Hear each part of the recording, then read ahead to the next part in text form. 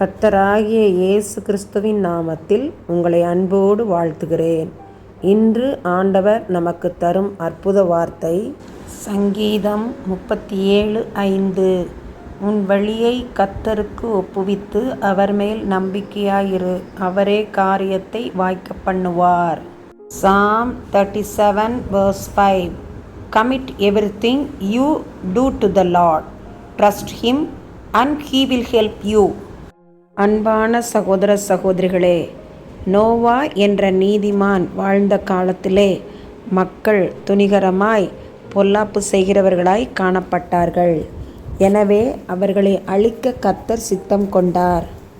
நீதிமானாகிய நோவா 100 வருடங்கள் கர்த்தர் பூமியை அழிக்கப் போகிறார், எனவே மனம் திரும்புங்கள் என்று பிரசங்கிக்கிறார். ஆனால் யாரும் மனம் திரும்பவில்லை. எனவே நோவாவுக்கு கர்த்தர் ஒரு பேழையை கட்டும்படி உத்தரவிடுகிறார்.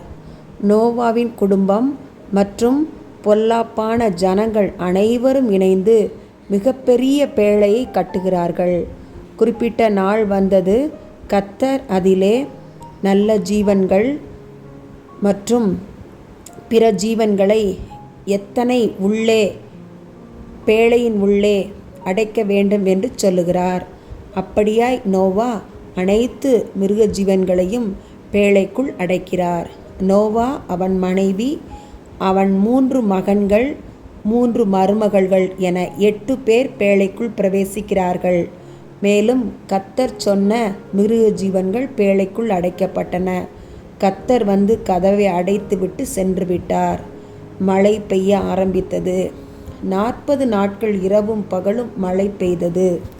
பொல்லாப்பு செய்த ஜனங்கள் அழிந்து போனார்கள். நோவாவின் குடும்பமும் மிருக ஜீவன்களும் காப்பாற்றப்பட்டது. தன் வழியை கர்த்தருக்கு ஒப்புவித்து அமைதியாய் பொறுமையாய் காத்திருந்த நோவாவின் குடும்பம் மீட்கப்பட்டது. நாமும் நம் வழியை கர்த்தருக்கு ஒப்புவித்து அமைதியாய் பொறுமையாய் இருப்போம்.